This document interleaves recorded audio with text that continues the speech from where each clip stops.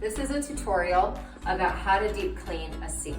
I'm going to use several different things and techniques to deep clean a sink. And then based on whatever you have or what the cleaning, is going to require you to do, you can just use those. So I'm going to start first with the scouring stone.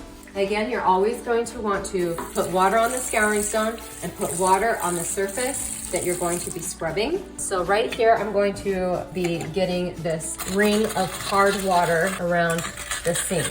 And I'm going to try to be very careful not to scratch the metal, just to get the hard water spots off. And then you're going to want to always rinse and be sure to check that you're not scratching the surface that you're scrubbing. You can also use the scouring stone around the faucets, on the sides. There's always going to be a little bit of buildup of hard water around sinks, and you can use the scouring stone for that. One other technique you can use is the razor blades. I highly recommend it, especially when you're doing around the faucet area. You can take it and always be sure to use the flat side of the razor.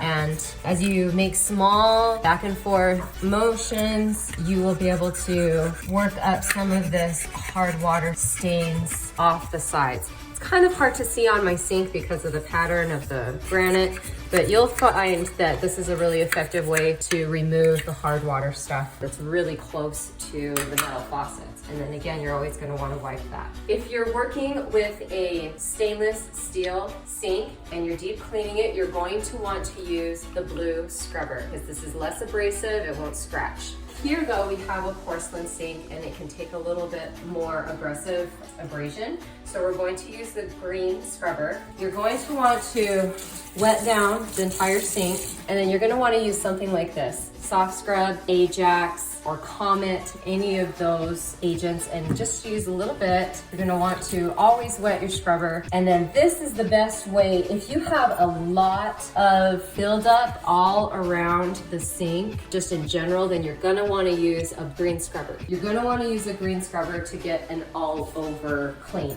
So I'm going to take this green scrubber and mix it in with the cleaner, and I'm going to pick one corner to start with and try to get an overall scrub. One thing you're going to have to pay a lot of attention to is especially where there are creases in the sink, because that's where most of your buildup is going to be. So going side to side, and I'm working my way around overall because it's going to be kind of tough to see what you've been able to remove and what you haven't. So try to get a very good even application of this soap and even scrub all around, and then pay particular attention to where the creases are. So like this. I'm using my finger to push into those small places around here. If you'll notice, this little area right here where there's an extra drain, you're gonna wanna take time to scrub that out as well and get any hard water spots and buildup out of there. After you're done, you'll always rinse it off. By this point, you'll be able to see if there's stuff that you still need to work off. But otherwise, if it looks really good, then take a minute